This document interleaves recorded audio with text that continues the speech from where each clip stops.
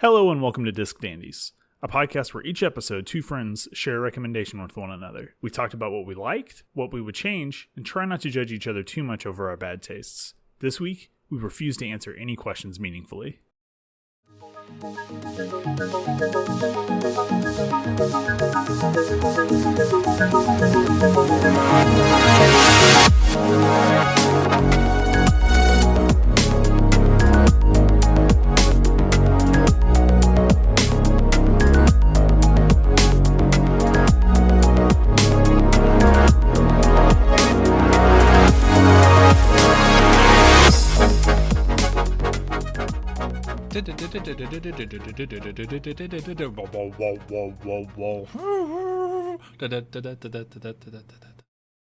And that's what our intro sounds like. I think that's what our intro sounds like. Am I close?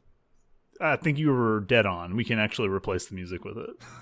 Finally. You know, we spent a lot of time trying to find that, making a big hubbub about trying to find something that we could use commercially in case we ever turn this into the cash cow that I know that it is. But why don't we just use mouth sounds? Like, that's the whole point of a podcast, right? It's just people waiting with bated breath to hear our mouth sounds, right? I'm good with that. But if we ever do get anywhere with this podcast, I'm definitely commissioning a song. Oh, yeah, I think this is a great idea. I think, well, let's just go ahead. What kind of instrumentation would you want on a new intro? Like, it's got to have ukulele, right? To, make it kid friendly, make sure that, it's a podcast the whole family can listen to, right?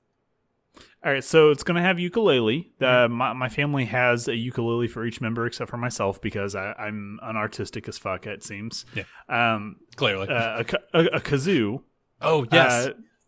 We're also going to have, somehow, we're going to work a didgeridoo into it to symbolize your relationship with music, which is strange. All right, how about shotgun sounds? We're just like...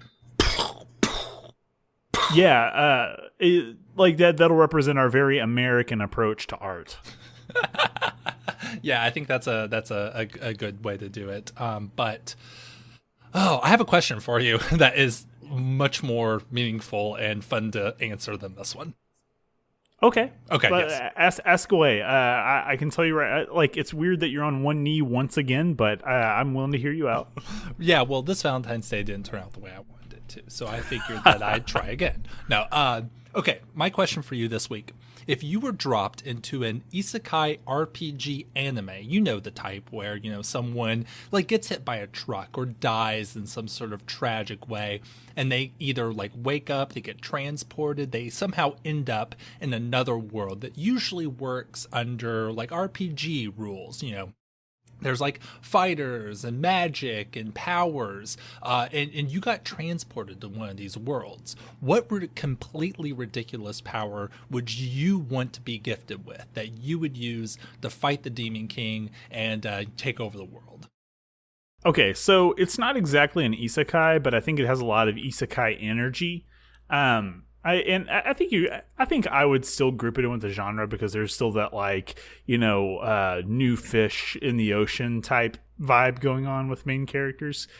But JoJo's Bizarre Adventure has this thing called stands in it, where basically you have like a spirit Pokemon that represents your vibes more or less. Oh, okay, yes, absolutely. I would totally say that JoJo at least has isekai energy. So yes, I want to hear what you got.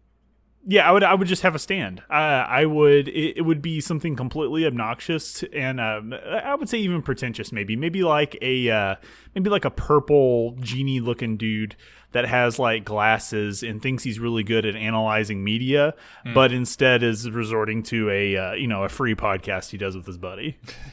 I think that's good. I think, man, what would you even do with that? How would you defeat the Demon King with that? Would you just take the Demon King's really weird RPG Maker games that they create and just like analyze the hell out of them to beat them? No, not even. I would do something even more obnoxious. I would analyze his Blu-ray collection and just ruthlessly criticize his choices. None of these are even Criterion, bro. man, this very patrish video selection. Now, this is nice. I think there's a lot of potential here. Potential. I think this is an anime on its own. What isekai power would you choose? I really like your stand idea, and if I were going to have a stand, I think mine would be the I don't know how they say it on the anime, but I'm going to make it sound very grandiose. Mine would be Ben Shapiro, and this is where. Oh. And this is where I completely just smash the hell out of my rhetorical opponents with facts and logic. With questions like, what is a WAP? Exactly.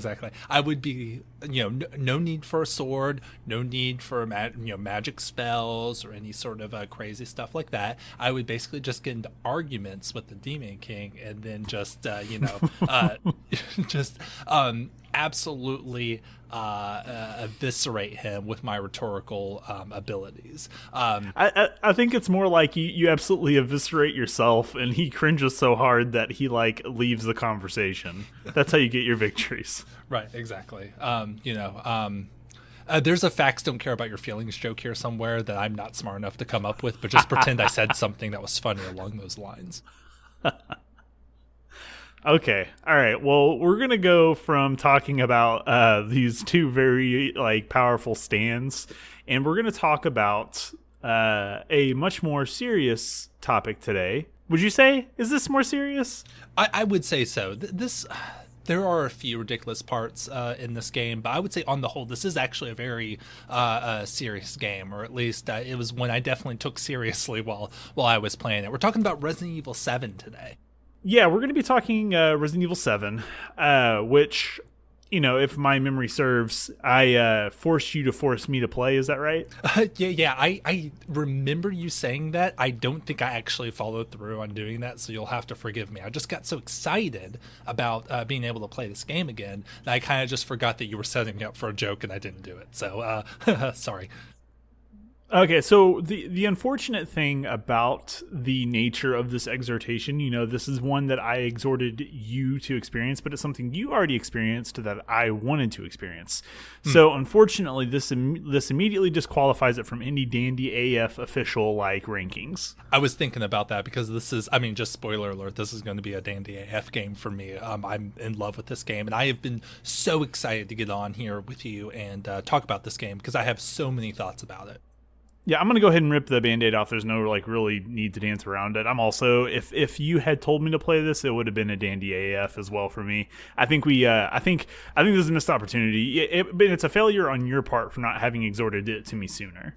I think so. My mind's been in other places, and you've gotten a sneak peek onto what my next exhortation is going to be, and you can see where my thought process is going. And Resident Evil 7 really isn't that way.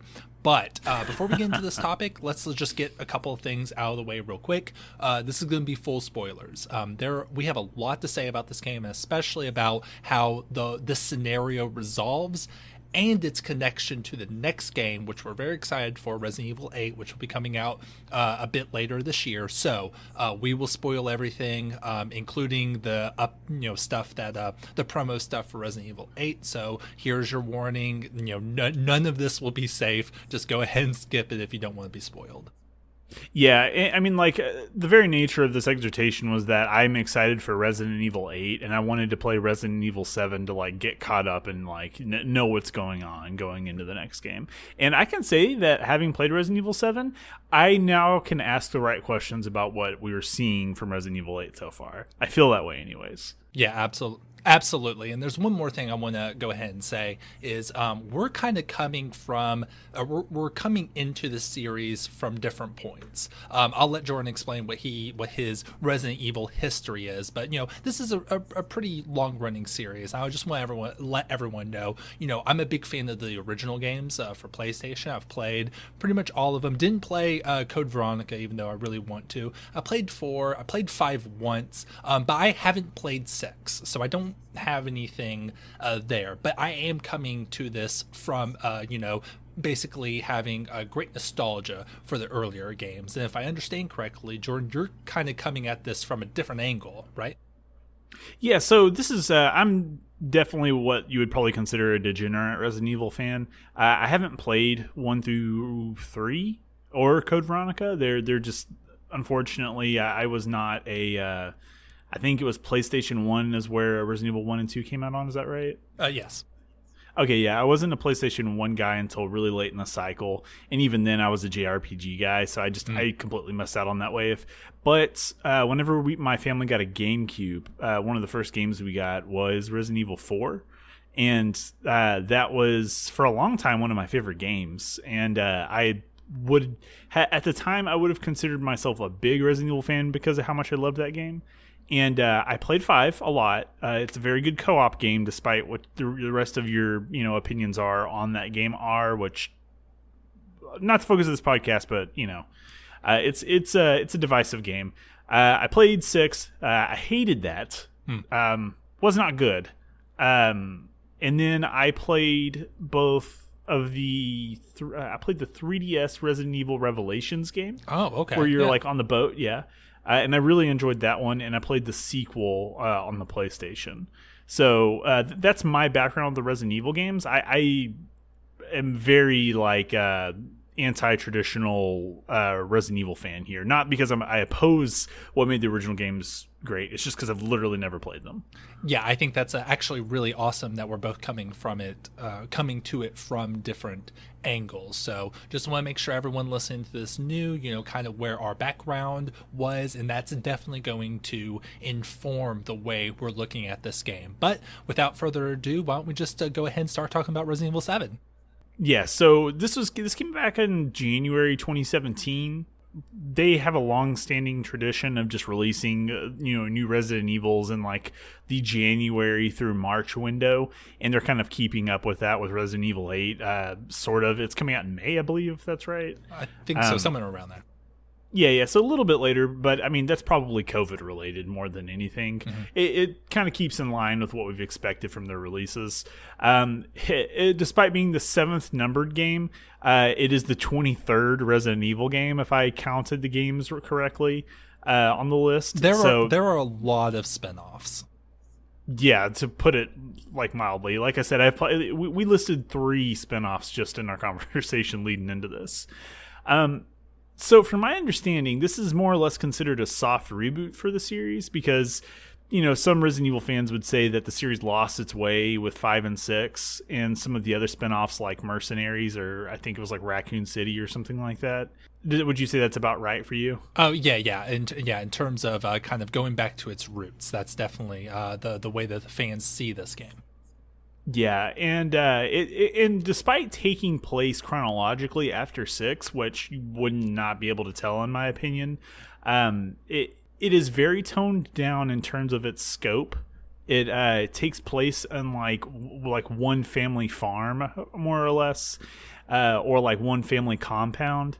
And it is much more insular, despite being a sequel to the other games and having ties to the other games, like loose ties, if I understand correctly. It's more or less a standalone game. Yeah. The end gets a little wonky if you don't know any of the rest of the Resident Evil lore and story. But I would have no qualms about telling somebody who has no Resident Evil experience to play this game. I think it stands on its own enough right up until the end that I think this is a good place to start with Resident Evil if you're very new to it. Yeah, I would agree with that. I think this is something that we can get into a little bit more later on, but I think that this game was definitely inspired by PT to go back to its roots. Mm-hmm. Would you say so? I'm going to out myself as a fake Kojima fan. I am, we've talked about this before. I'm a huge Metal Gear fan. I have never played PT, and I've never sat down and watched any of it either. And I think I'm holding out hope for it to be like re-released, or there be another way for me to play it blind. I'm actually trying to not spoil myself on what actually happens in PT, with the off chance I might be able to play it someday. So I'll leave it to you to make that distinction.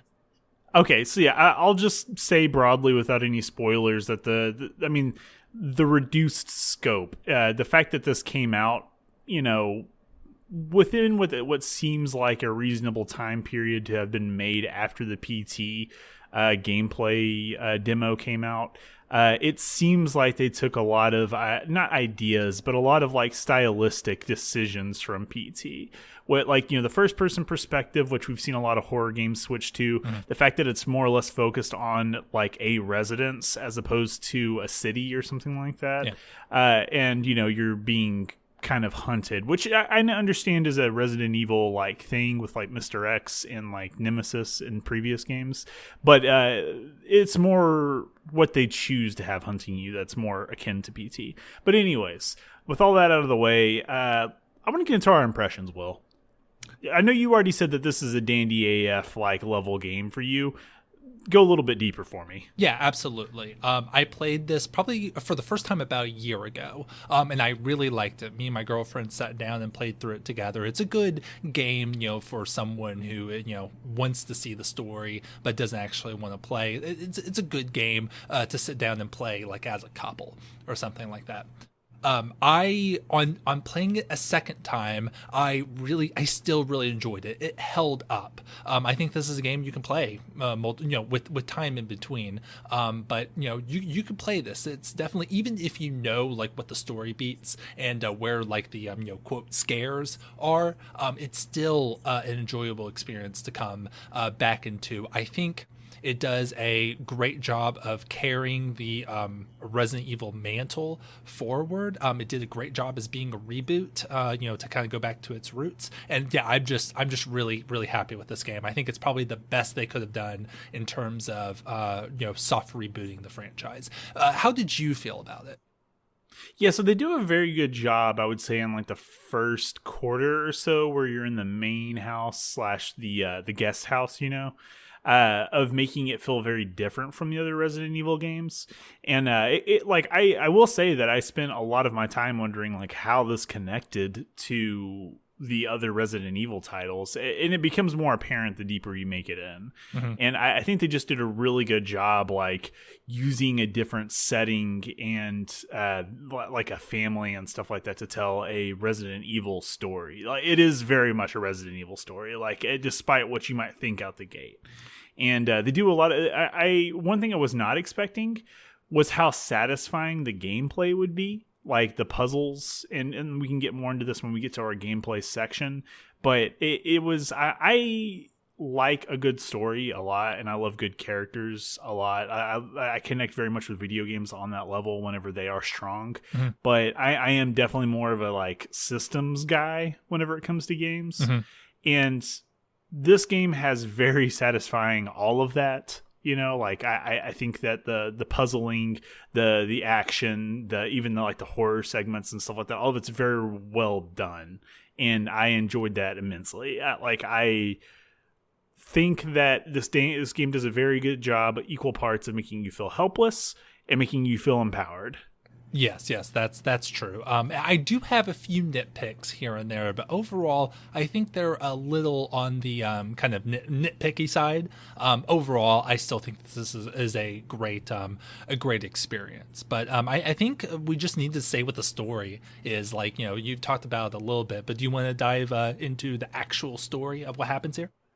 Yeah, sure. Yeah, let's go into the story here. So you're playing as Ethan Winters, a faceless character. You don't actually ever get to see his face. You play the entire game in first person. So he's kind of an everyman. You can kind of project yourself on him. And he's a new character to Resident Evil. He's never appeared before. But he's looking for his wife, Mia, who we see at the beginning. We see like a really sweet a video message that he gets from her, and then another one where she's very distraught, like clearly something has gone wrong. She says like, if you get this, stay away. Something's clearly wrong there. And she's been missing for 3 years. We find out through dialogue that she's been missing for 3 years, and Ethan finally gets some sort of communication from her. and giving him a place to look for her. So we start out when he gets to, I believe it's Dulve. The town is like Dulve, Louisiana, and we get to one of those like country bayou, like estate compounds, sort of. You kind of can think of the architecture that I'm thinking of, like an old, grand kind of Louisiana bayou house, out in the middle of nowhere. I believe the game takes place during summer, so it's very humid, lots of bugs, that type of atmosphere. But he comes up to what we're going to call the Baker farm. I think that's a good way to put it. He gets there and things go off the rails very quickly. The family that lives there obviously has a lot of problems, I think is a good way to put it. Very kind of deranged, very like Texas Chainsaw Massacre type family is the way that they put it. And he kind of has to go through, both the compound and, it's all of its ridiculousness, and then, the certain members of the family, figuring out like literal and figurative puzzles littered throughout the compound, in attempt to, one, find his wife Mia, and two, just figure out what's going on in this compound.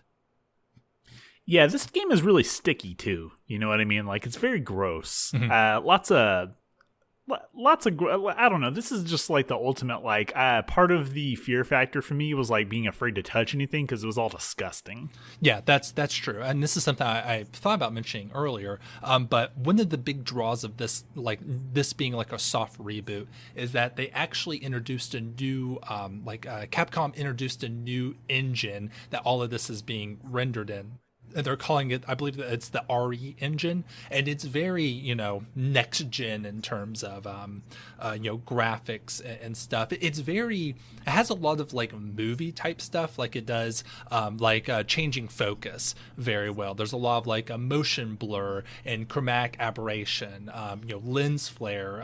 It does a lot of cool things with lighting and stuff. But part of this game was to show off this new engine that seems to be kind of built from the ground up to kind of be a first-person Resident Evil engine going forward. And yeah, everything that you're saying about things being like, you really feel like you're kind of in that like hot Louisiana bayou thing. And I think this new engine does a lot to kind of very viscerally show you kind of how gross and disgusting all the stuff that you're seeing is. Yeah, I think I would say like I really enjoyed what the engine was able to like provide. This is a beautiful game. As disgusting as it is, it looks really good. And like one of my favorite things is actually like the textures and stuff like that on everything. It just looks really good. And I'll say that helped a lot with the scares that came from the Baker family, as well as the various like horrifying environments they put you in. Everything just looked very like natural and like real, like, so to speak. Oh yeah, absolutely. One thing that really kind of threw me for a loop at the beginning of the game is that you actually find Mia really quickly. Like, it almost seems like the game could just end right towards the end. Mia's, she's very disoriented. She doesn't know what messages she sent. She seems like she is kind of clueless as to what's going on. And when you try to ask her questions, she just won't answer them. Like, Ethan will not ask her a question that like is meaningful to answer, and she just refuses to give any sort of information to him. It's very upsetting towards the beginning of the game. You're like screaming at them like, please talk, please say something to each other, to give each other information about what's going on here. Yeah, so I guess that's where my big gripe comes in, because it never really gets rectified throughout the game. Like, I warm up to Ethan a little bit more as it goes on, and he starts, like, jesting more. Like, he kind of gets more of, like, a dark sense of humor about everything that's going on. But it's definitely a very light touch. It's not enough to really give him, like, a personality, which it's... I think that the two lead characters, Ethan and Mia, there just aren't enough there for me to like connect to either of them. And for this game, which is a very intimate game in terms of like your encounters with enemies and like you being there looking for your wife, and Ethan is voiced and very much his own person, like it seems like they made like a half measure to make you feel like you were getting the scares directly, like you are Ethan, but then another half measure to still make Ethan his own character. And it just resolved in someone who was kind of flat for me. And then Mia drove me insane, I'll say. Like she was like a pretty like obnoxious presence throughout that game, and I was very frustrated whenever it came time for him to get answers from her that he didn't ask the obvious like questions of her. Like she did like our understanding is that she had a pretty scummy relationship with him and lied to him pretty thoroughly, right? Oh yeah, no. They make it very clear that Ethan knows nothing about like why Mia is actually there and what she was doing during this trip when she was away. She was clearly in some sort of they never say that it's Umbrella or like what organization she's working with directly, but she's clearly into some like top secret like bioweapon awfulness, and she's clearly keeping all of that from him, so he has no idea what's going on. Yeah, this is like got to be one of the worst gaming couples I've ever met. Like whenever he finds her, his reaction to her still being alive after 3 years is just so like it's so muted. It just like I was just like, if I showed back up and like found Tristan after that time, I wouldn't even know what to say. I would just be like completely blown away, you know. And like it's been 3 years. I've had time to cope with you being gone, and then I got this mystery video from you. Now I'm in the middle of like hot ass Louisiana, and you're in this like decrepit, gross house. What the hell is going on? You know, like right. And the two of them seem to have like no communication either, and like hardly seem like they don't seem like a married couple, like just flat out. They don't seem like they have any sort of chemistry. Right. I'm willing to give Mia a little bit of credit on this, but I don't think Ethan gets any at all. It becomes pretty clear as you're trying to escape the house after finding Mia that something is wrong with her. You know, she doesn't know she's saying weird things. She's acting like memories are like coming and going. She seems very disoriented. So I can understand her maybe not being in the right mindset to like, give a dissertation on like everything that happened to her. But Ethan definitely was not asking the right questions. As they are trying to escape this house, she gets deranged or however you want to say it. She just becomes very aggressive. Something like almost supernatural is happening to her. She starts like attacking Ethan, like throwing him, telling him that he should have like stayed away, and just starts she stabs his hand with a screwdriver, which is pretty awful, and kind of was the first part where it was like this is really going to be a very like violent, visceral game. And kind of the end of that first part of the game is you basically having to like, she gets a chainsaw and you have to like kill her because she's just trying to kill you for some reason that's you can't even tell why. And all of that ends when you're able to kind of subdue her, and then Jack Baker, the patriarch of the Baker family, finds him, knocks him out with one punch, and delivers my favorite line in this entire game: "Welcome to the family, son." Yeah, she cuts his hand off too with the chainsaw. Oh, I forgot about that. Oh, man, that's so gross when he's walking around with the stump, man. Yeah, and it's gross. Okay, well, as we'll get into later on in the game, how they like kind of rectify him getting his hand back and stuff like that, which I still don't fully understand. But I guess just to kind of like tie up the Mia Ethan thing, this is something that I kind of found interesting throughout the game. Before we get too deep into the Baker stuff, is Mia's relationship and marriage to Ethan a front? That's hard to say. It clearly does not try to answer that question. I don't know if that's an oversight on their part or if that is something that... Well, they don't even like hug is the right. thing that like that threw me off. And part of my complaint with their reunion is it just didn't... Like, you see someone who was... sorry, I'm still kind of stuck on this. I just, like... It was something that kept bothering me throughout the game. And it reminded me of when we were playing Edith Finch and you were like, why doesn't Edith ever talk about her dad? Mm-hmm. It was like, this is your wife, man. But anyways, No, you're to go into you're absolutely right, and I think that ties into kind of the main point that I want to make about this game, and why I'm so glad we're talking about Resident Evil 8. There are a lot of points in this game that are like that, where they're clearly hinting at something, but they are deliberately not telling us what that is. And I'll talk about this more as we go along. I wouldn't be surprised if that point that you just made is another thing where they're setting something up. They're asking the question with the intention of answering that in the next game. I think there's a lot of things going on in that vein here, and that's definitely weird. That they're acting that way towards each other, and I wonder if that's going to be addressed. I'm really excited to have that conversation later in the episode, because I have some ideas now that you mentioned that. Sure. But we were about to talk bakers. Oh yeah, okay, yeah. This is iconic line. This is the big draw, I think.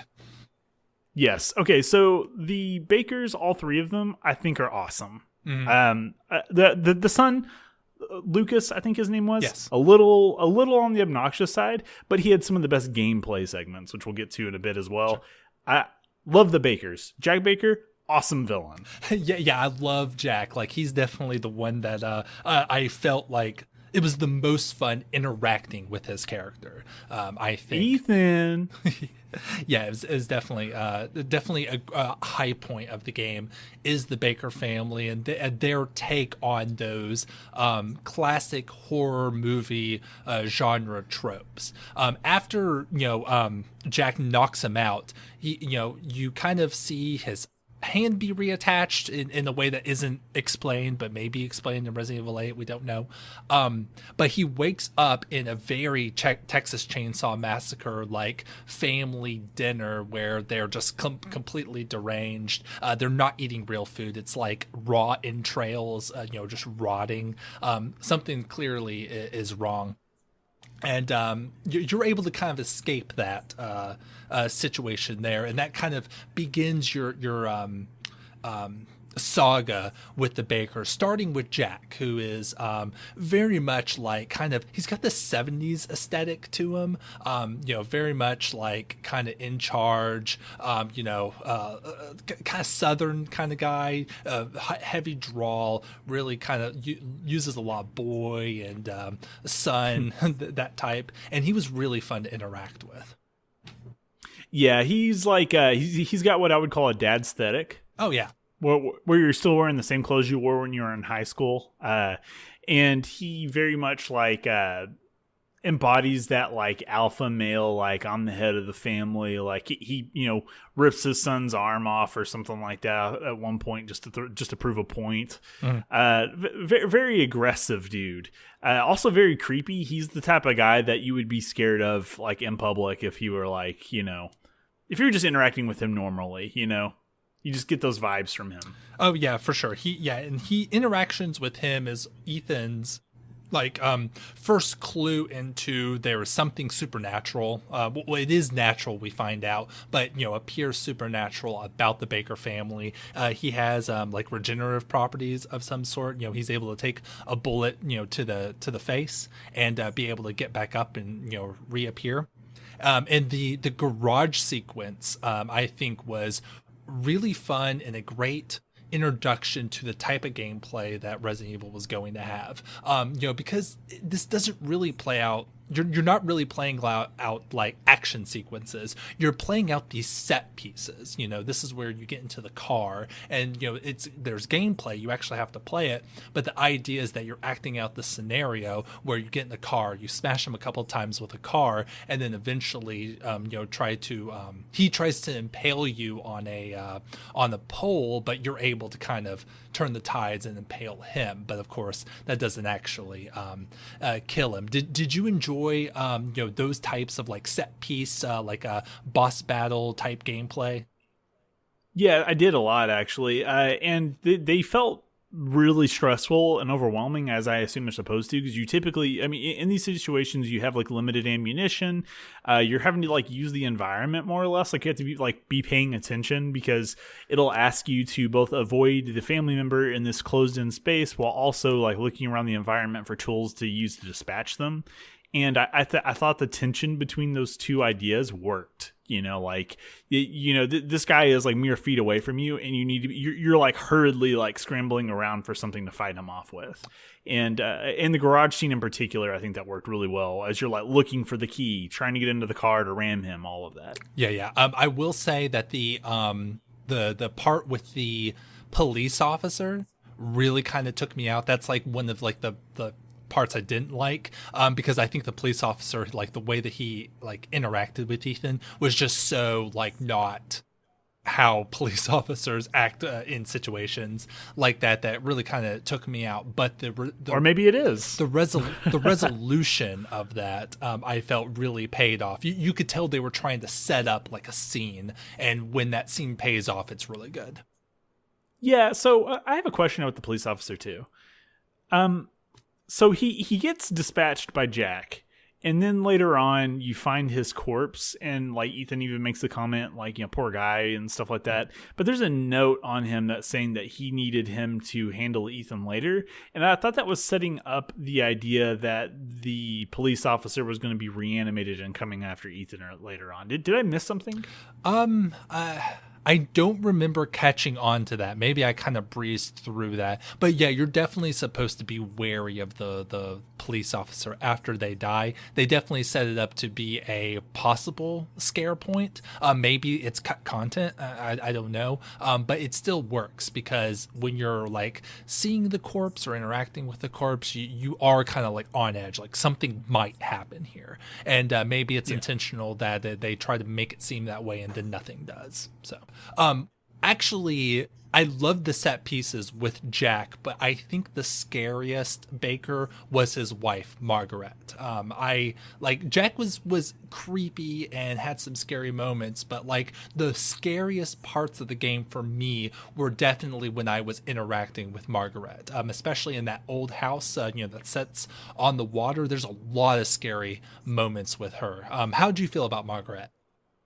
So I think she was the most unsettling of the three, because she's the most like unhinged. Like I think she's the most like scary, crazy out of the three. Yeah. She is like very upset over things that don't go her way, and she is very like crazed in her reaction to those things.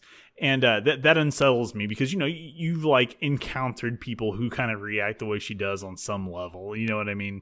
And or at least like I have, and seeing it to like an extreme, like in Resident Evil, where they go from being like hypersensitive about their cooking to being like like murderous over stuff like that. She felt like a very like a much more relative form of horror, if that makes sense. No, that makes a lot of sense.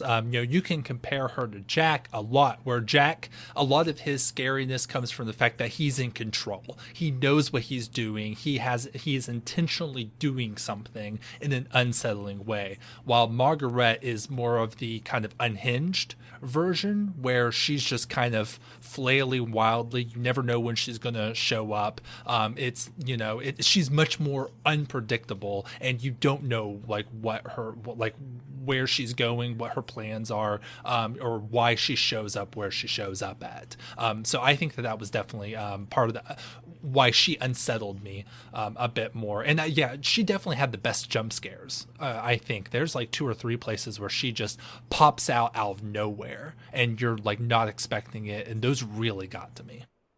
Oh yeah, same here. I will say at about the Marguerite point in the game, I feel like I kind of broke the nemesis aspect of that game. I'll say, basically, I got to a point where I was like, I can just run past these guys without having to worry about them. Other than the predetermined jump scares.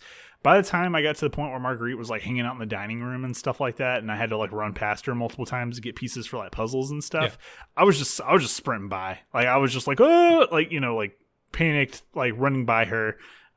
She would chase you for a little bit, but if you would just like run straight to the safe room, you'd lose her. Yeah. So it was at about that point that I was kind of breaking that mechanic, and it wasn't as relevant as it was during the Jack segment, because the Jack segment I hadn't really figured out that you could just do that. Yeah, because you're still underpowered there. You don't have your main weapons. That the part where you're kind of trying to avoid her is when you get your first like super powered weapon. That's when you get the flamethrower. So you do feel a bit more powerful. You've been playing a little bit. That definitely makes a lot of sense. Did you like her boss battle where you like kill her final form? I found that to be a bit generic for me, but it was still pretty good.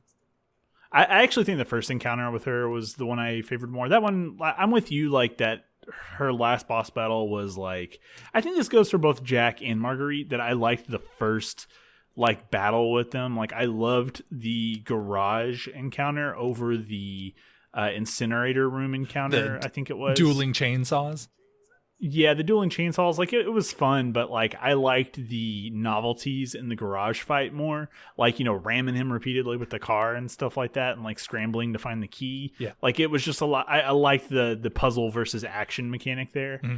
And then with Marguerite, I loved the first encounter where it was a very unique setup for a boss battle for her first encounter, where she tosses you into a hole and is just like raining insects down on you, and you have to like knock her down into the hole with you and get out. It made me think differently than I've had to think for boss battles before, and I liked that a lot. Yeah, for sure. If one of your like fear points are bugs, Marguerite's going to be like the scariest part of this for you. Yeah, right here, dude. Walking through that like crawl space that in the wall, and the centipedes start crawling down. Oh man, that got to me really hard. Oh yeah, for sure. But there is one more. Well, there's two more. The Baker children. There's Zoe, which turns out to be kind of a part on your side. They call you on the phone, which is another like a big horror trope, and she appears at the end in some pivotal moments, but you're not like against her. The other like Baker enemy character is their son Lucas, who is kind of that real smart kind of engineer type brain, but since he's kind of not all there for the various story reasons, he kind of turns into the Saw character and builds these elaborate kind of death trap type things. How do you feel about Lucas? Okay, so he's like the escape room guy. He's the one who went like, being in Louisiana, he went to like Baton Rouge and did an escape room and was like, we're going to do this to the whole farm, Dad. Mm-hmm. And so Lucas was probably my least favorite of the three villainous Bakers. I liked Marguerite and Jack more. Mm-hmm. But I enjoyed Lucas's gameplay segments the most, like his zones, like the death trap he set up with like the happy birthday cake and stuff like that, and how you had to kind of like improvise with the environment to defeat him, because you had to kind of learn from the first time you play through that environment in one of the videotapes you find. It was like a nice like take on iteration in game design that I liked a lot. And I found his zones to be the most unique and like thoughtful, and I liked that the most about him. Right. But he was a little on the obnoxious side as far as like being really mouthy and in your face and stuff like that. It was just something that felt like I've seen before, and it was maybe done better elsewhere. Yeah, for sure. I enjoyed the the actual escape room puzzle part. The rest of Lucas's story and area didn't really vibe with me. I'm glad that you liked it, but it kind of left me feeling a little kind of underwhelmed. It's like, because the wire bomb puzzles were pretty easy to figure out once you understood it. Past the escape room part, it just didn't feel, it wasn't really engaging to me. So that was definitely kind of the weakest part of the game for me outside of that escape room. And then his kind of just demeanor didn't really speak to me. But I will say that his demeanor spoke to me a lot more than Zoe's, who apparently we're supposed to care about, but like I just couldn't find myself caring about Zoe at all. Let me just go ahead and ask you, when you have to choose between saving Zoe and Mia, who did you choose? I mean, Mia. You have to, right? Like I think the game did not do a good job at all trying to convince you that Zoe is who you should care about. To be honest, I don't think they did a good job with either Mia or Zoe's characters. I think by the end of the game, you don't really have a great idea who either of these people are. But I mean, like, just why the hell would you rescue someone else over your wife in this situation? If you're given that choice, I mean, you just choose your wife, right? Yeah, like, exactly. Yeah. And that was my logic going into that. It did not do enough. I mean, like, I felt a little bad because she had been helping me this whole time, and it seemed manipulative of me to, like, just take it and, like, strand her. But at the same time, it was also just like, I mean, I had to make a choice. One of you had to have it. If I'm making the choice, like, what did you think I was going to choose, lady? Yeah, Mia's your wife, and also at this point in the story, you don't know enough about what's actually happening to really kind of let Zoe off the hook, Yeah. It's like if this choice had to be made after the boat section, then yeah, maybe I might be a little more against Mia, because it's like, oh, well, Mia has a past that I don't know about. She's been lying to me. But before then, you can't really make that choice. But just to kind of speed through the rest of the story, since we're already there, you kind of move on to a boat area and you find out what Mia has actually been doing, that she works for some sort of bioterror corporation that was carrying a bioweapon that took the form of a little girl and was acting as its caretaker. Things happen. The bioweapon takes over the boat, crashes it, kills everybody. Mia is able to escape, but this bioweapon is what is causing everything going on with the Bakers. They are a normal family. They're just victims of this bioterror weapon that uses mold and bacterium to kind of take over and do that. So we learn more about what Mia was actually doing, and then as we go through, we figure out where the bioterror is, who was a lot closer to the Baker home than we thought, and you finally are able to take that down, put in whatever what would you call it, like a neurotoxin, a vaccine or something that would kill. Like that. And then the cavalry comes and you meet Chris Redfield out of nowhere for some reason. Yeah. Let's take a couple steps back real quick. Between the choice and the tinker, if I could go back, I did choose Mia. If I could go back, I would have kicked her in the water and chose Zoe, because Mia is 100% a part of the problem. Like she is partly responsible for what happens to the Bakers and the Bakers' victims. They try to put it off on the guy she was with, where the guy's like, I'm sorry, this is my fault. And she's like, yeah, it is. It's like, no, it's your fault too. You're here. You're a part of the ship. You're a part of the organization that took this little girl and made her a bioweapon. Mm-hmm. And then her and this other guy proceeded to call this little girl that they turned into a bioweapon a bitch the entire time.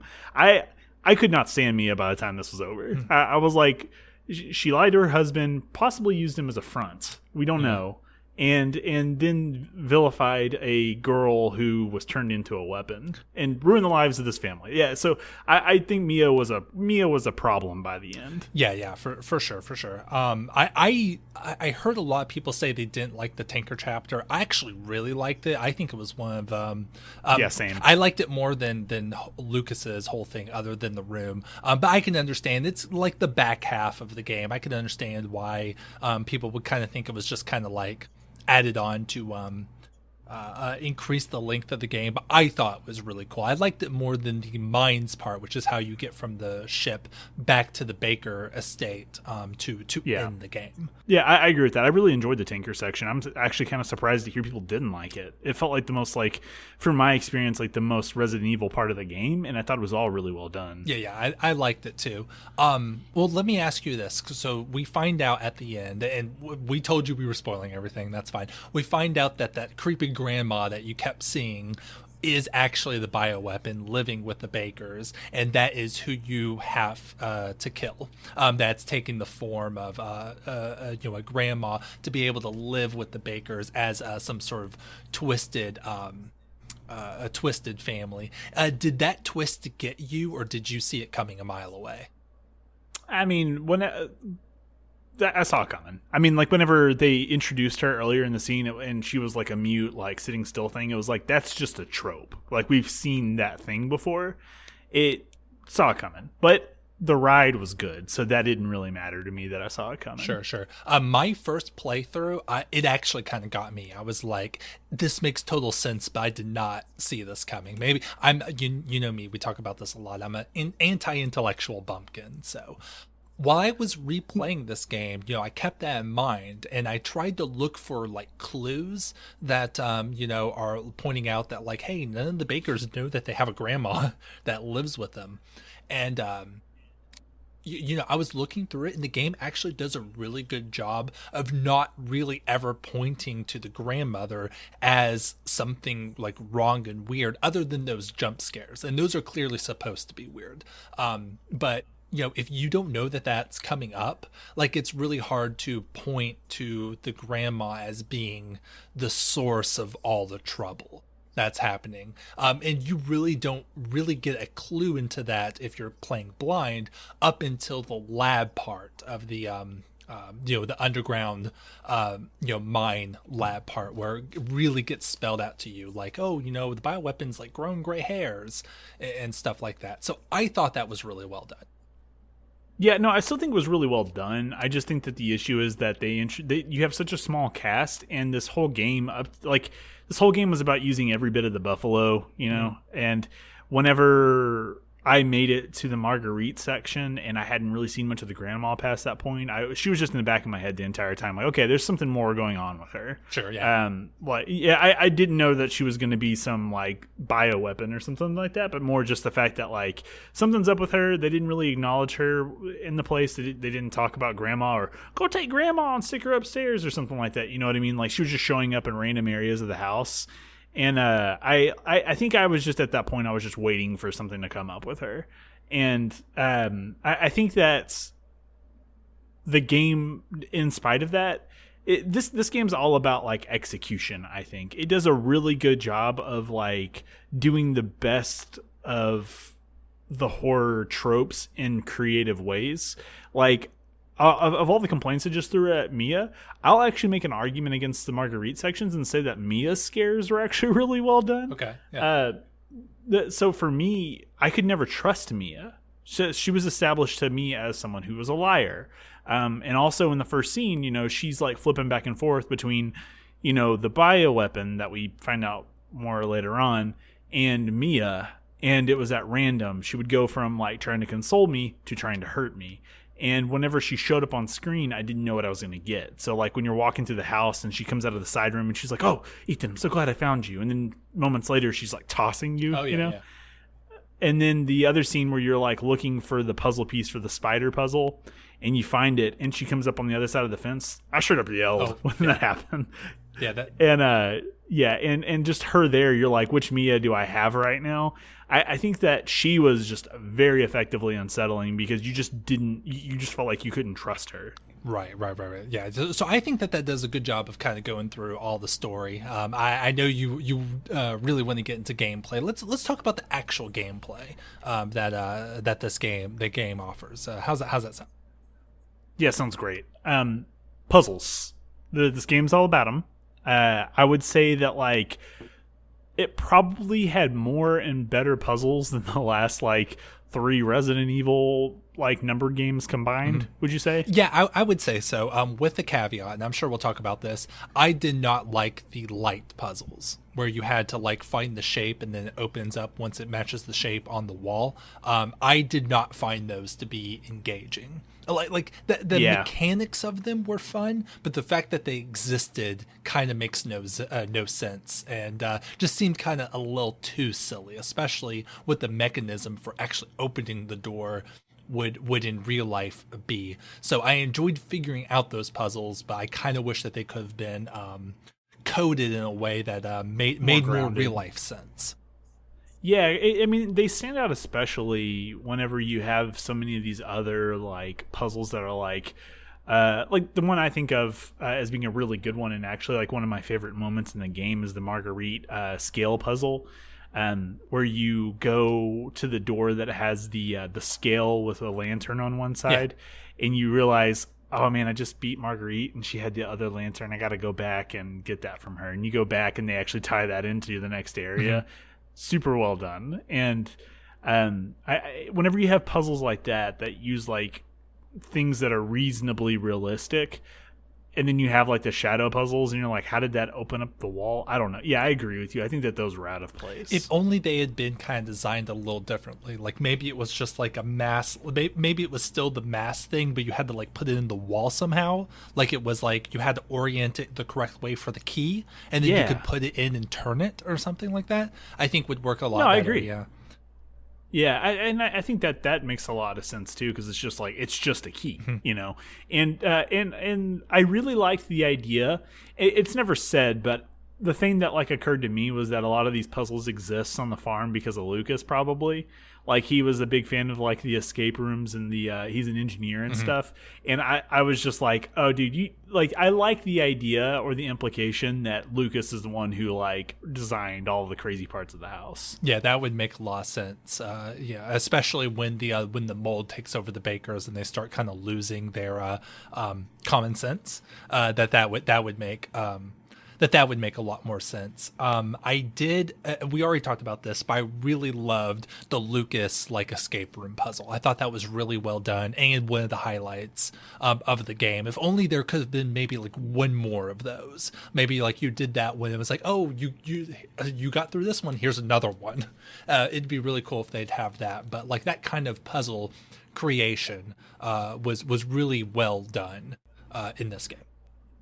Yeah, and I hope that's what we see more of in Resident Evil 8, I'll say, because it was like, it smacked a lot of like Portal, where you have like a controlled environment with like variables you're aware of the entire time, and it like does a good job of being like, hey, you need to get this candle lit from this side of the room to the other side of the room, but there's this water that's putting out the candle as you try to cross the room. It's very good at like being like, you know what you need to do, but trying to figure out what you need to do is the puzzle, or how to do it is the puzzle. Right.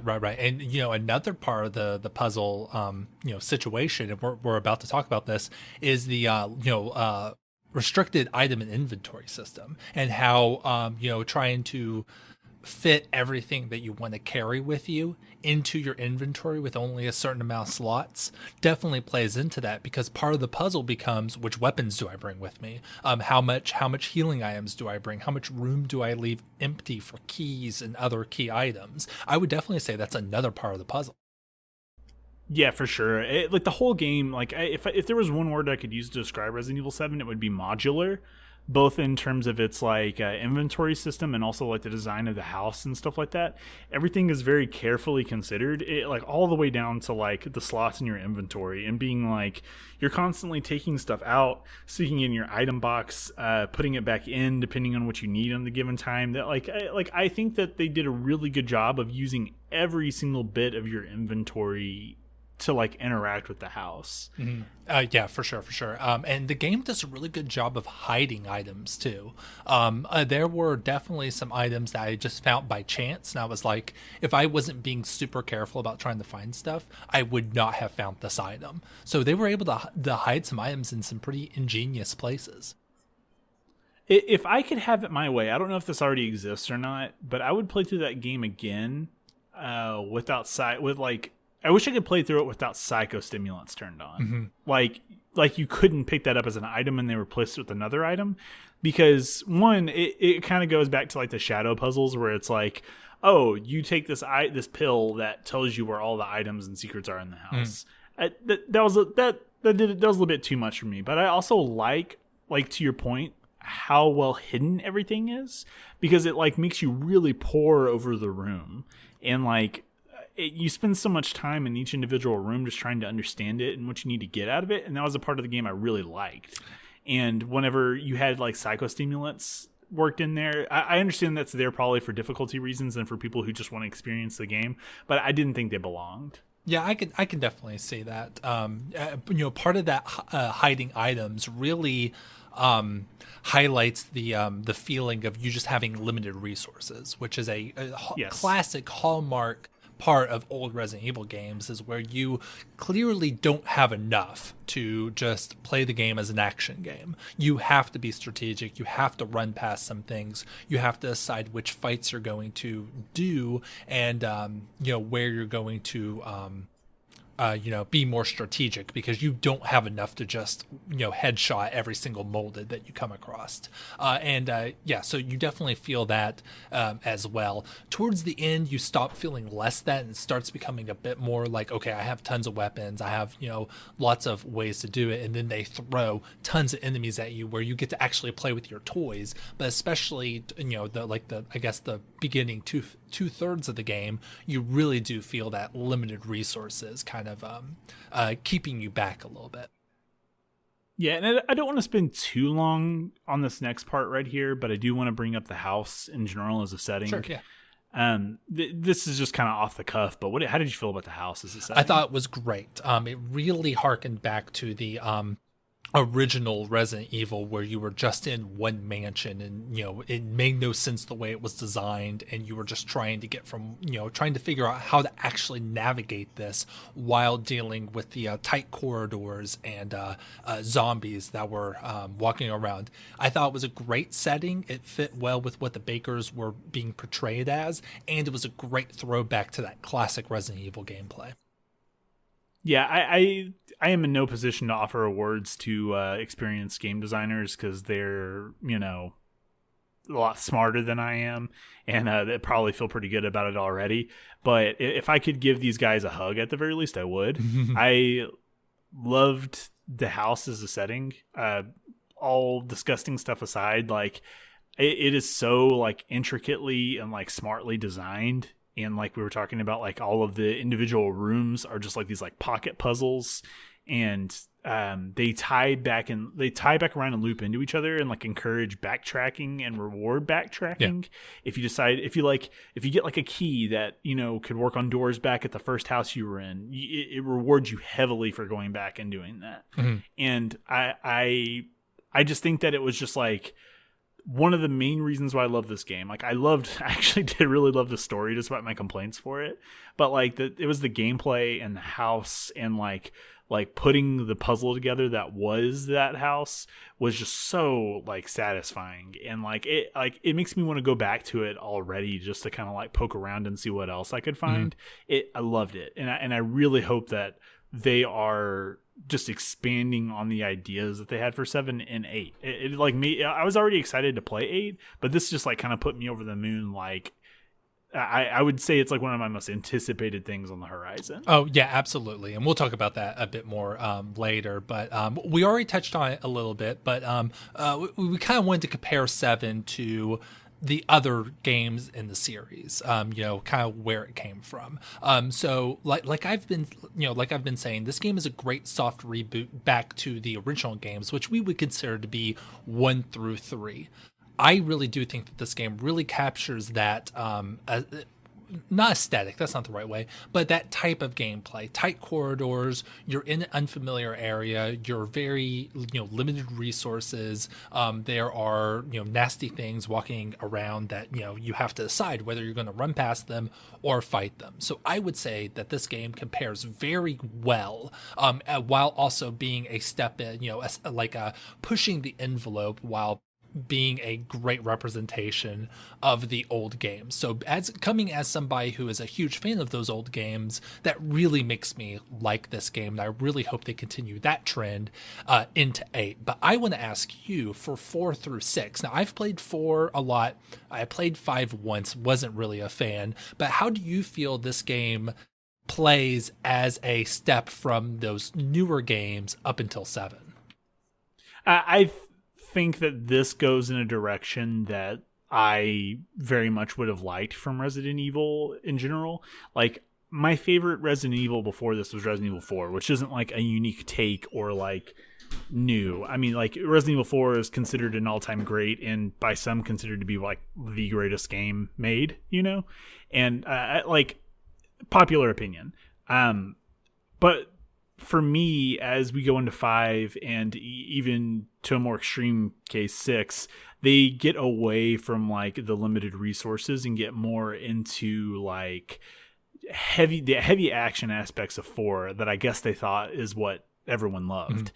But the thing about like 4 was that balance, which is a very similar balance to what 7 strikes, which is like in the beginning parts of 4, you don't feel very powered like powerful. You feel like at a disadvantage against the numbers of the villagers and stuff like that that you're being put up against.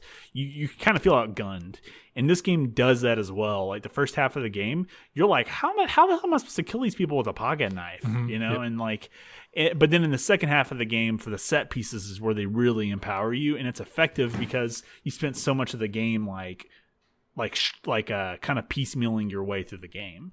And I think that is a massive. It's crazy to me that this is the next entry in the series right after 6, because it really showed like them kind of going like, okay, 6 didn't work out, we got to buckle back down, we're going to refocus. You know? And to great effect. I mean, I think it's pretty clear that 7 has. I mean, people have criticisms of it, but for the most part, people love 7. Like this is what Resident Evil fans want. They want this type of gameplay. Weezer fans want the Blue Album and Pinkerton over and over again. They don't want the Black Album or Pacific Daydream. It's like, we know what we want, and this is definitely them listening to what we want.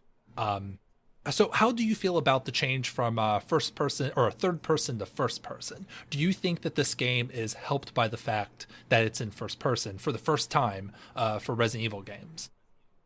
Yes. So this is something that I think is a result. The move to first person is a result of the trend in horror games being first person horror. Like you have like Outlast, PT. Really, I mean, the BioShock games can maybe even be attributed to this as well, but like the first person perspective has kind of been intertwined with horror in recent years, and you're seeing that the most in that genre. And I think it made the most sense for 7 because it allows you to put more of your resources into the environment instead of having to dump resources into character animations for your character. And I think that is a positive step, and like it allows you, I think, I don't want to say that Resident Evil 7 was made on a budget, but I wouldn't be surprised if Resident Evil 7 was cheaper to make compared to the last 3 games in the series, because they were able to make a smaller, much more densely populated environment, and they didn't have to dump as much resources into third-person character animations, which is a thing, And like I think it is a good move for the franchise. I'm willing to bet a good chunk of the budget for this game went to creating the new engine. So they would have had to think of ways to kind of work around that limitation, and also create an engine that could work with those restrictions in place. So that's a great point. Like you were saying with PT, which is in first person, it is very clearly like what people want out of a horror game. Yeah, I think going first person was absolutely the correct choice. And I have to say, opening up doors in first person is very nerve-wracking, especially at the beginning. So that definitely is one of the things that really ramps the tension up. So I'm so glad that Resident Evil 8 is also kind of going in the same vein with being the first person. Yeah, and I hope it's not a thing where they're like, Ethan's the first person guy and we're going to change that up later on, because I think you could totally do Leon or Chris Redfield in first person if you wanted to, or any of the other characters that are popular throughout the series, like Jill or Ada or anything like that. It's like, just like it works so well, because I think that part of the appeal of the first person horror experience is that it puts like to use like a racing game term, it puts your meat in the seat. Like you get a better, like much more personal view of the horror. It's in your face, and it's a lot easier to be scared in that perspective, because your camera is like you're constantly framing the environment with your face. Yeah, for sure. I was a little surprised to see that the Resident Evil 2 remake did not have a first person component to it, especially after 7, but in a way it kind of makes sense, because Leon and Claire are such like beloved characters that they wanted to make sure that they were front and center being highlighted, while first person for a brand new completely faceless character like Ethan makes more sense, because it's you're supposed to be able to project a little bit more onto that character. So yeah, it definitely worked, but I can understand why it wouldn't work for more established characters. Sure. So I guess from here, just to kind of wrap up our discussion on this before we go into some quick hits, I assume that we're of the same opinion on this based on our discussion so far, but I would say that we probably both prefer the horror element of Resident Evil against the action heavy oriented more recent titles. Would you say that's correct? Yeah, I would say so, up to a point. The Resident Evil games, especially the old ones, and some people who haven't like super dived deep into these games may not know this, but the like almost every Resident Evil game towards the end does ramp up the action. Like even in 1, 2, and 3, like you become it becomes a bit more of an action game towards the end when you kind of the same way that 7 does once you're in the mines. It really like lets you have all your weapons. It sometimes gives you even more overpowered weapons, like you finally get the Magnum or like a rocket launcher, and you kind of get to the point where you can just kind of mow down as you're trying to like escape the facilities or something like that. I think that is a hallmark of the Resident Evil games, and I think that no matter which way you go with a Resident Evil game, the end should be more action-packed, where you're like escaping a facility and you get all your weapons. I think 7 did that, and all Resident Evil games probably should have that, but you have to ramp up to that point. It can't be action all the way through. So I think that 7 did a good it did a good way of balancing that, and I do hope that there is sort of like towards the end, the climax of 8, you also kind of get that I'm now super powered to get all my weapons and I can just kind of mow through while I escape a facility or track someone down or something like that. Yeah, and I think that's the lesson that Resident Evil 7 teaches us, and maybe even the developers, is that the compelling part of the action in the Resident Evil series is the fact that you were helpless before. It's made, like those moments where you're shooting someone with a grenade launcher are made much more compelling by the fact that you're like depending on a pocket knife just hours earlier. Yeah, for sure. I think we're on the same page here. Yeah, real quick. So all of that said, we both really like this game. Like I would give this a Dandy AF if I could. I'm very happy with how this game played out, and I cannot wait to see how this gets iterated on in the next one. It sounds like you would agree, right? Oh yeah, dude. I actually got this game not long after it came out, but was too scared to play it too far because, like, you know, that first chapter in the guest house really shook me and Tristan up. It was like this is actually a pretty scary game your first time through. The jump scares are very effective, and the atmospheric horror is just like thick. Exactly. You know? Yeah. And so it wasn't like I wasn't playing it out of like, you know, not liking the vibe. It was just a little like I'm a scaredy cat, and it was a lot for me. And I'm glad that I had this podcast to force me through it because I loved the hell out of it. This is exactly the kind of gameplay experiences that I like, and I loved. This is just like great game design, and the kind of stuff that I like to see out of, you know, single player experiences. Yeah, absolutely. So yeah, I would also give it a Dandy AF if it wasn't legal. Yeah. So we're on the same page. Okay, yes, let's do the quick hits, and I'll go ahead and throw out the first one. We kind of talked about this before, but who was your favorite member of the Baker family? You know, I think it depends on the moments because I'm so torn between Jack and Marguerite. I like going into the podcast, I was like feeling pretty strongly about Jack, but you bring up some really good points about Marguerite as well. I think that she would probably be my favorite if I hadn't have like really like figured it out by then, you know? Yeah. And the Jack scenes were just more compelling, and I spent more time with him because I would spent so much time like trying to navigate around him and avoid him, and he killed me a bunch.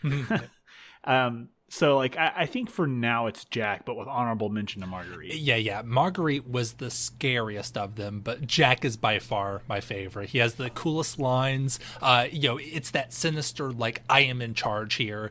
You have no idea what's going on here. I have the upper hand, but you're just, narrowly escaping. And he appears over and over again.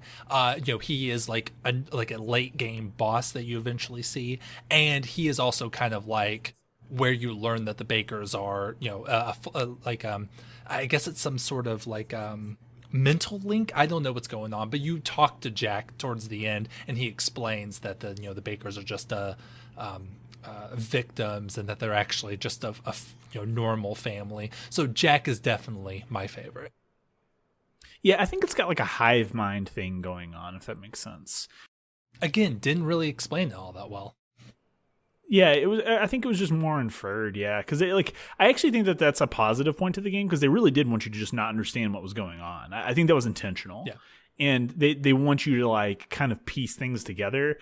8 definitely seems like it's going to be hitting hot and heavy with like revelations. But that aside, I want to ask you, what is your favorite location or scenario in the game? I would have to say I just love the beginning of it, and part of that is that you don't know what's going on, but it works. It still works if you don't, if you're replaying the game. The very beginning, the guest house.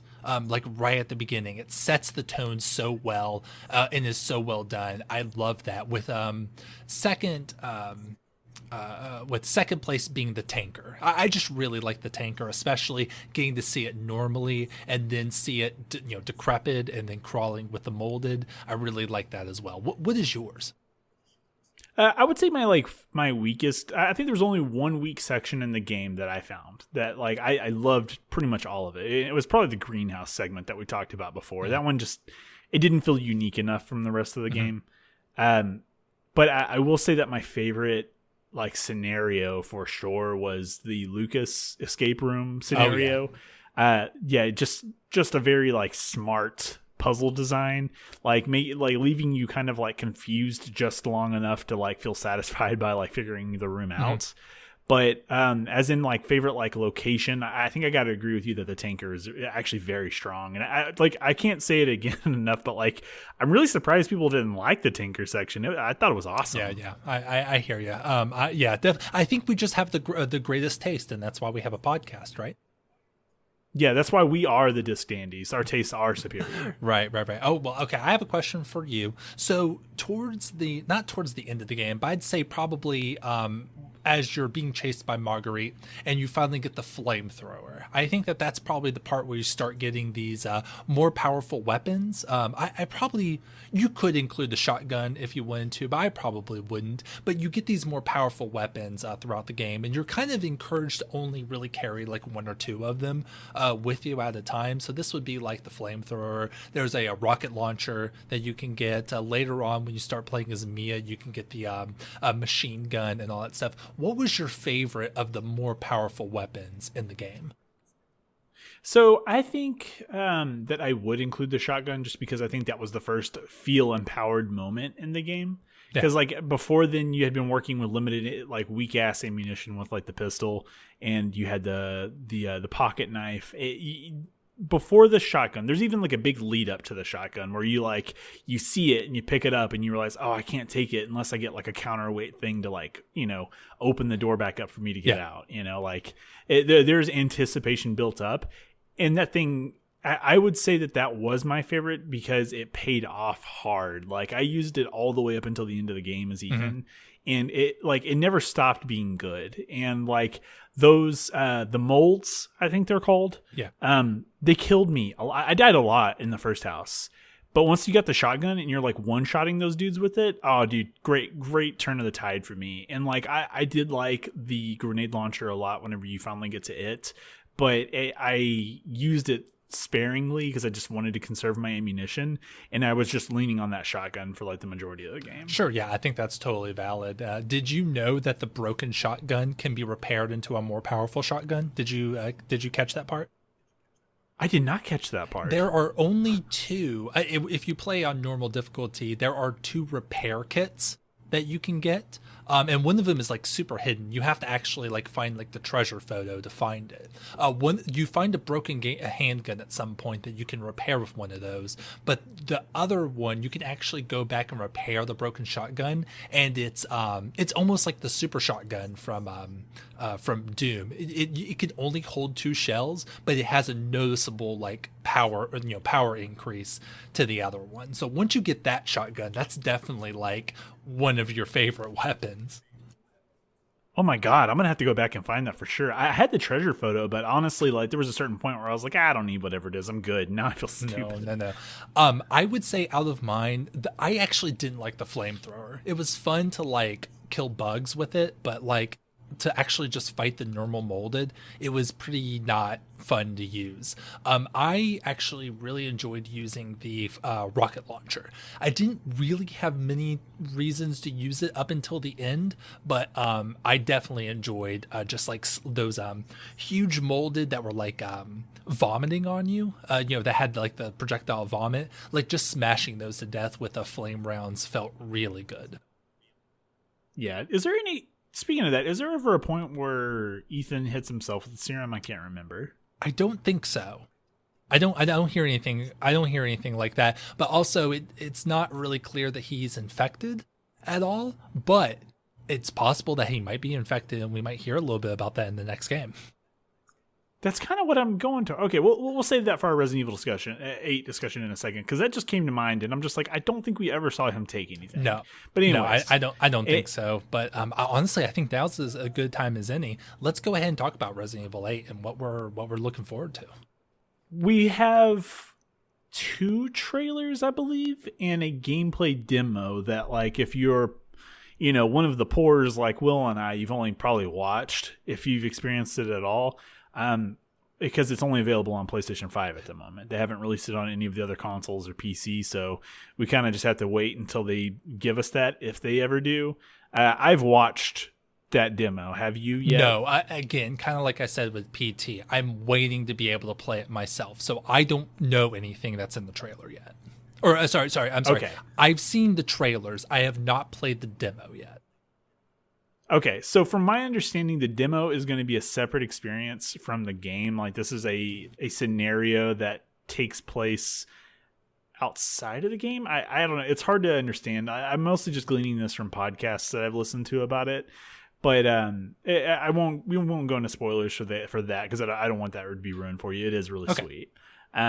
So I guess let's start with like the notable things we've learned from the trailer so far. The first one being the elephant-sized Chris Redfield in the room. All right, so Chris Redfield shows up out of nowhere at the very end of Resident Evil 7, looking younger than he would have been in the original Resident Evil, which canonically takes place like 20 years previous. It's very and this is supposed to happen after 5 and 6. I'm sure he's in 6, but I don't know what he looks like in there. But yeah, he's a boulder of a guy in those games, but here he's slim, baby face, very incongruent with how he looks like before. So yeah, I'm really curious as to how they're, and then in the stuff for Resident Evil 8, he's back to his bolder appearance. So I'm very confused as to how they're going to explain that away, if they're going to explain it at all, or if there's like a real reason for it. How do you feel about this? It's definitely like he slimmed down for a role in a film or something like that. It is bizarre, like in Resident Evil 7 when it shows up. I don't even know why they attempted that.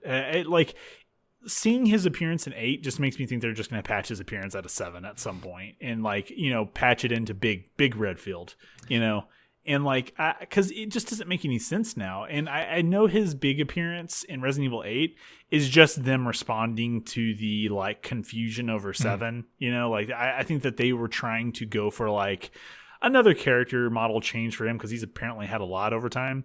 But I think that they were like, okay, we'll try to make it more consistent again. I don't think his appearance in 7 is going to remain canon. You know what I mean? Here's my theory on this. And I've mentioned this before. There is a lot in 7 that is never explained. And how exactly did Ethan get his arm back? They did something to get his arm back attached, but they never explain what that is. And they never explain why he has the wristwatch thing that has something to do with whatever organization that Chris is a part of, whatever organization that Mia was a part of. Why he specifically has that and how he's able to use it. They don't explain why Chris looks different than he did before. I think that the change in Chris's appearance was intentional, with the idea of it being one of the things that Resident Evil 8 was going to explain. And then that there was obviously a lot of backlash over how his appearance changed. So I think that they changed it for Resident Evil 8 with the intention that it was originally going to continue to be the same, with an explanation.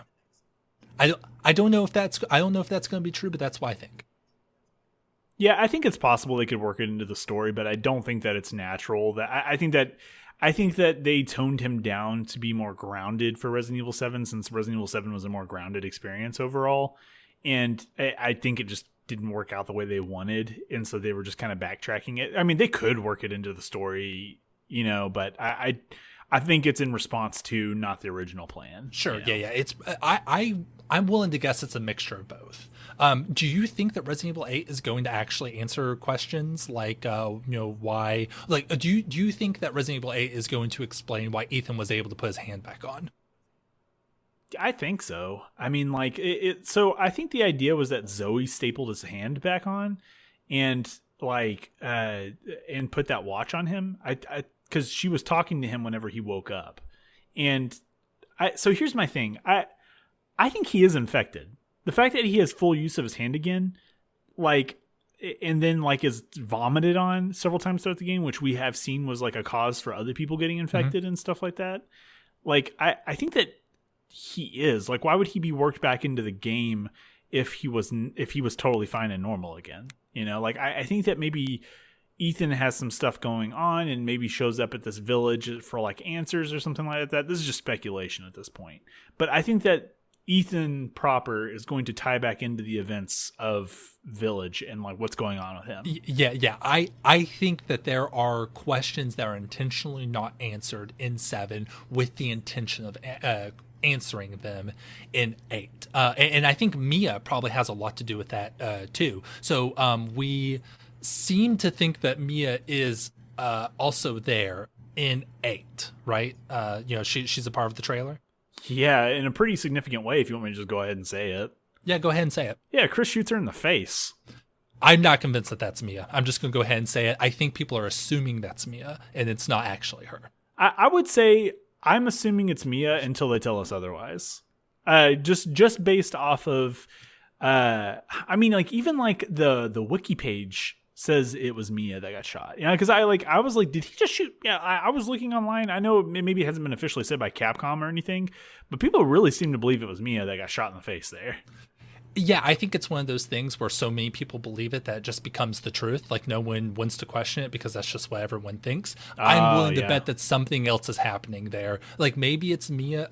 Maybe it's possible that it is Mia. He does shoot her, but she just comes back to life, or maybe something else is going on there. I think there's actually a chance that people are the community is collectively confused as to whether that's Mia or not. It's possible that's just not her at all. That's my take on that. But there are a lot of questions with Mia, who was she working for? Why was she there with that bioweapon? Why was she, lying to Ethan? There's a lot of questions there that I think that Resident Evil 8 is going to get into an answer. Yeah, and also so my current theory before we tie it up on Mia is that let's say Chris did kill Mia in that scene. Let's just throw the assumptions and theories and stuff aside on that. Let's just say that was what happened. Okay. My assumption that it has to do with her involvement with that previous organization she was with, mostly just because she's responsible for turning a child into a bioweapon. If I understand the events of that game correctly, and that child's eventual murder. And they kind of pin all of the blame on Evelyn. I don't even think we've said her name in the podcast, but the thing responsible for all the events of Resident Evil 7 was a young girl named Evelyn. And, we kill her in the game, at least as far as we can tell. And whenever in the trailer, Chris shows up, he seems pretty pissed off, shoots me in the face. And I just had to believe that, it has to do with her role maybe in Resident Evil 7 or before, Okay, yeah. And maybe Chris knows something new and is okay, this lady's got to die now. But that would also be just a very anti-hero turn for Chris, because we've never seen him do something like that. Yeah, he definitely has a sinister vibe in the trailers, which needs to be explained. It's almost like if you're not really up on what's going on in Resident Evil 7, he seems like one of the villains of Resident Evil 8. He's even got a villain goatee. Yeah, exactly. So, yeah, lots of questions there with both Chris and Mia. One question that I have: why are there werewolves? Why are we all of a sudden doing werewolves and vampires instead of zombies and these mold creatures? Do you have any theories on why we're seeing those now? I think so. It's probably going to be another grounded explanation, like how we have like Leatherface villains in Resident Evil 7. I think that it's going to tie back into some more Umbrella Corporation stuff. But I think that they are using the Resident Evil like Umbrella Corporation mythos to allow them to experiment in different horror genres. And then using the back half of the game to kind of tie it back into like the core mythos. I think that the werewolves and vampires are very much them just like, hey, look, we want to make a Transylvania Bloodborne ass game, and we're gonna we want to do werewolves. This is our chance to do that, and I think they do. I think that this is why they have this here canonically. What the fuck? I don't know. Right. Yeah. Bioweapons are definitely the nanomachines of the Resident Evil universe. You can explain anything by just saying, "Oh, it's a new type of virus that turns normal people into, like canonical werewolves or vampires." The answer is always bioweapons. It's always a virus. Yeah. And Resident Evil has definitely set itself up to where they can create any sort of character and be able to explain it away by just saying, "Oh, it's a new type of virus that this organization or umbrella came up with." So very excited to see how they implement these werewolf and vampire tropes, and then also tie it to a virus and a bioweapon. Yeah. Okay. So at this point, I'm going to go ahead and say that I am excited that I've gotten all the distractions away, and I can just and just enjoy our tall wife that's on the horizon. Oh, okay. Yes. Explain this to me. What is the appeal here? She's a really tall, dominant woman who is going to be the villain of the next Resident Evil, and that's all I need. Yeah. So this is they've said her name, but I don't know it off the top of my head. Lady Dimeritsky, I think. That sounds about right. It sounds like an Eastern European name, but she's clearly, kind of meant to be more of like a regal type of, lady of the house, super tall lady, clearly in charge, runs the show, someone you clearly don't want to tangle with, or her, vampire-like, girls she has running around the place. Titanic garbanzos. I can see why everyone is enamored with this new character, and why there's so much fan art of her already. Yeah, it's not just like an appearance thing, though. That's definitely a factor in it. I mean, great job, Capcom. But it's also just like a what do you call it? A presence. She's very they have managed to make something that is very, very much like the stuff of like fan art, but still be scary. For sure.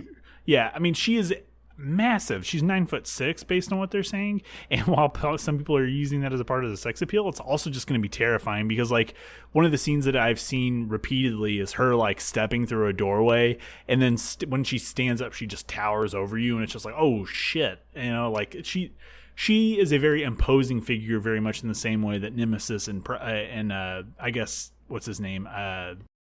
Mr. X. Yeah, Mr. X.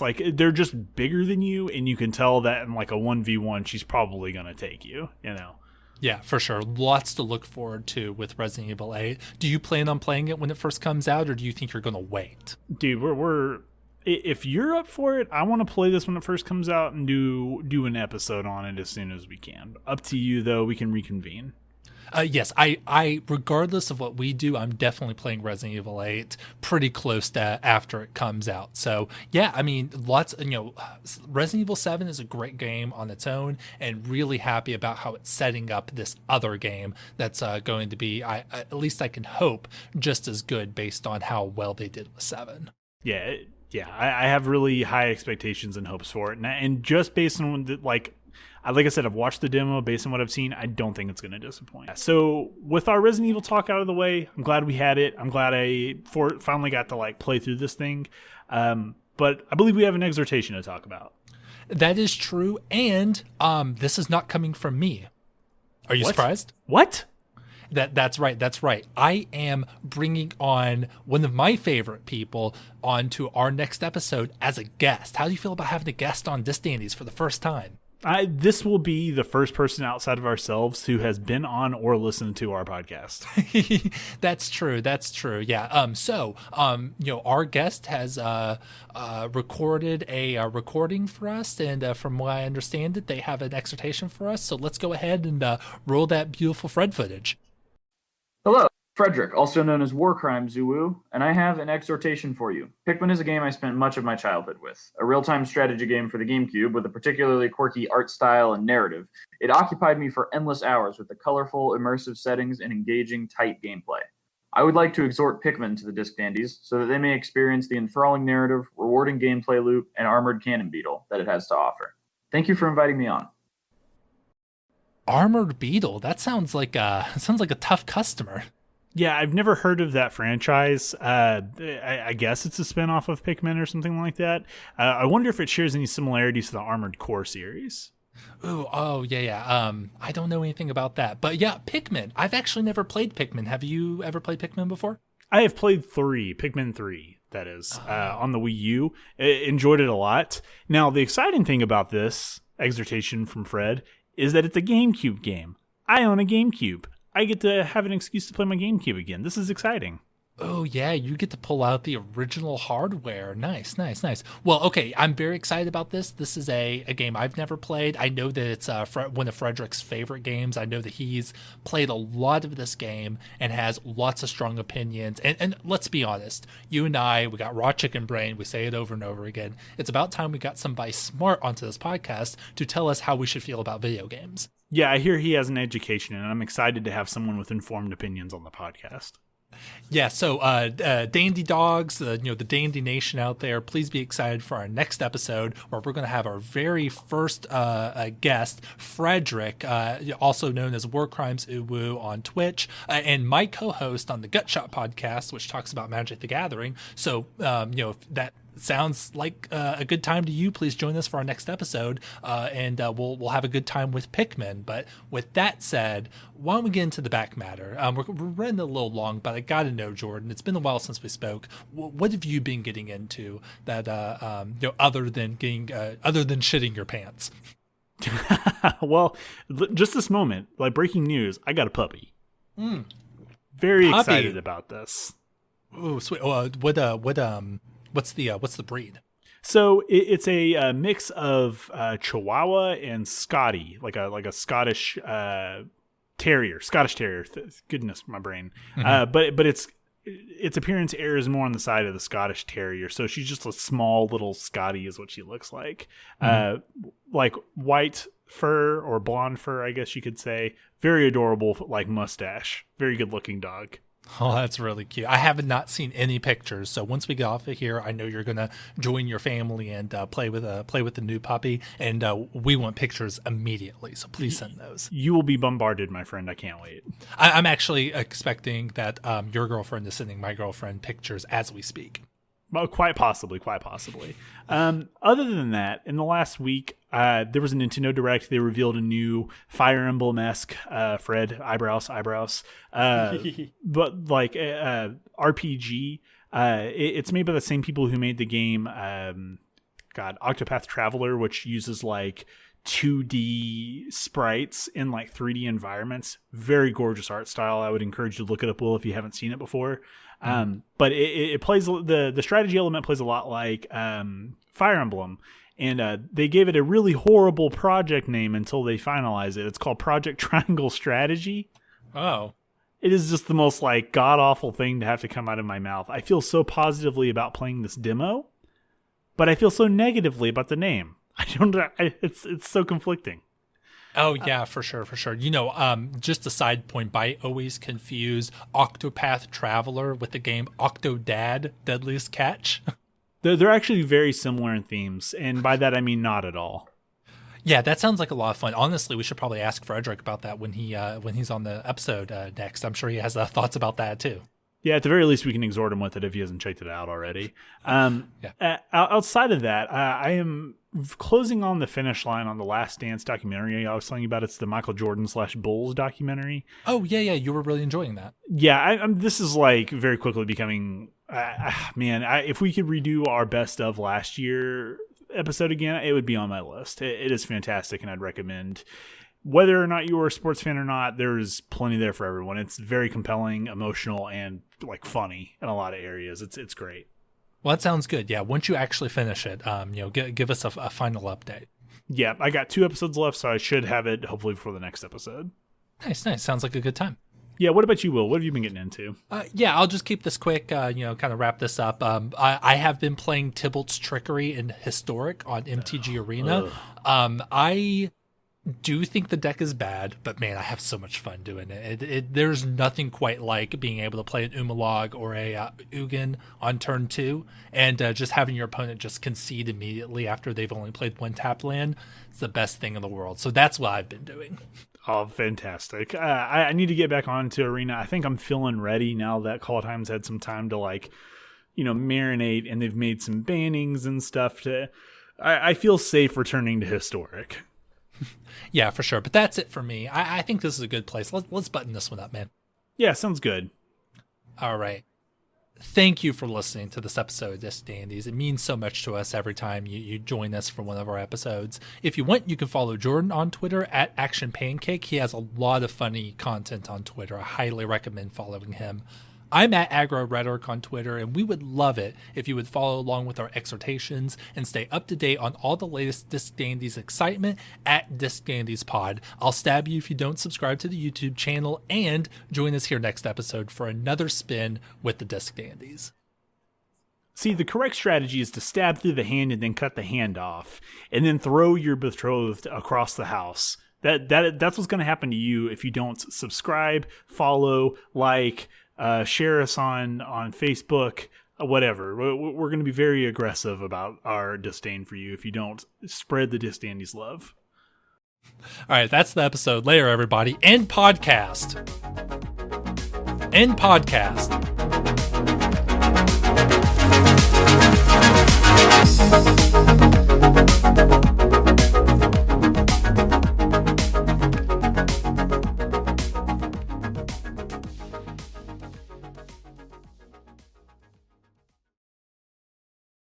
Do you ever have people that you high five and just every high five you two have together is just absolutely perfect? Like second to sex? Yeah, something like that. Yes, I do have people like that I have great claps with. This is how I know that Meg and I are just perfect together. Is I've known people where we try to do high fives and they're always kind of, wishy-washy, don't work out. Every high five I've ever had with Meg, ever since day one, was square on perfect. Does that mean Tristan and I are in trouble? Because I don't think we've ever had like a truly magnificent high five. One of us is either going too hard or we kind of miss a little bit and kind of hit the side of the hand, Oh, shit. Oh, fuck. Oh, no. Do we have no chemistry? Well, she liked your tart, so that's good news. I mean, that's a low bar. But she also fed the chocolate tart to your cat, so it kind of evens out. Not to joke about that. That actually sounds really scary. It was very scary in the moment, but we can joke about it now. It's funny in retrospect. That's mostly because he's a chunky boy who can't help himself. It's like, I know I shouldn't have this, but I go munch. He's like, I deserve this.